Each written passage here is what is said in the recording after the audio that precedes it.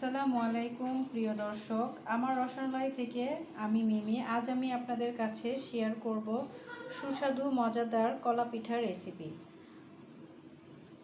এই কলা পিঠার রেসিপি যেসব বাচ্চারা খেতে চায় না কলা, সেসব বাচ্চাদের জন্য, আমরা ছোট বড় সবাই খেতে পারি, কিন্তু যেসব বাচ্চা কলা খেতে চায় না তাদের জন্য এই পিঠার তৈরি করে দিবেন, দেখবেন ওরা খুব সুন্দর করে খাবে।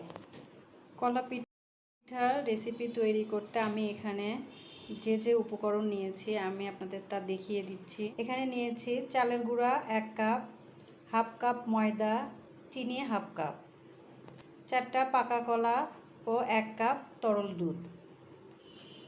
এই সব উপকরণ একসঙ্গে আমি একটা ব্যাটার তৈরি করে নিব।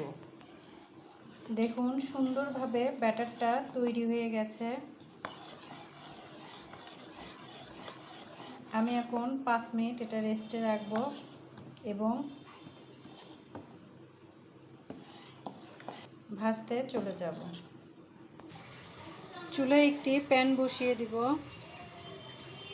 প্যানটি গরম হয়ে আসলে আমি এখানে খুব সামান্য পরিমাণ অয়েল ব্রাশ করে নিব।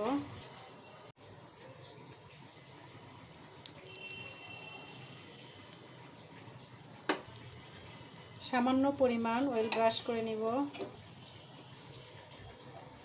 তৈরি করে রাখা ব্যাটারটা দিয়ে দিব। দিয়ে আমি অল্প মিডিয়াম লো আঁচে পিঠাগুলো ভেজে নেব।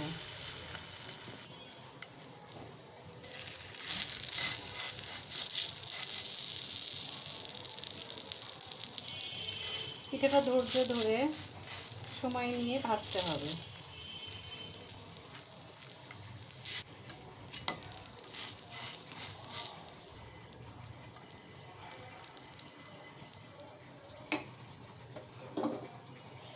বারে বারে অয়েল ব্রাশ করে নিয়ে আমি ব্যাটারটি দিয়ে দিব।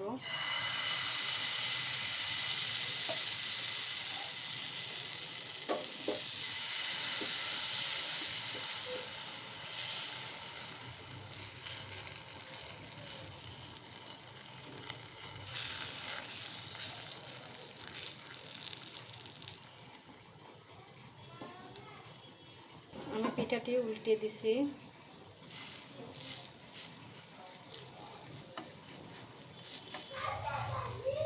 একটু রুটির মতো করে ভেজে নিলাম। দেখুন খুব কম সময়ে ঝটপট তৈরি হয়ে গেল খুব মজাদার একটি কলা পিঠা রেসিপি।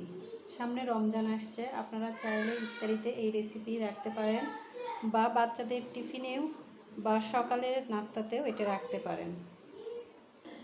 আমার এই কলা পিঠা রেসিপি আপনাদের ভালো লাগলে অবশ্যই কমেন্ট করে জানাবেন। আপনারা যারা আমার চ্যানেলে নতুন তারা অবশ্যই সাবস্ক্রাইব করে দিবেন। সাবস্ক্রাইব করে আমার পাশে থাকবেন বলে অবশ্যই লাইক দিবেন, কমেন্ট করবেন, বেশি বেশি করে শেয়ার করে দিবেন। সবাই ভালো থাকবেন। আল্লাহ হাফেজ।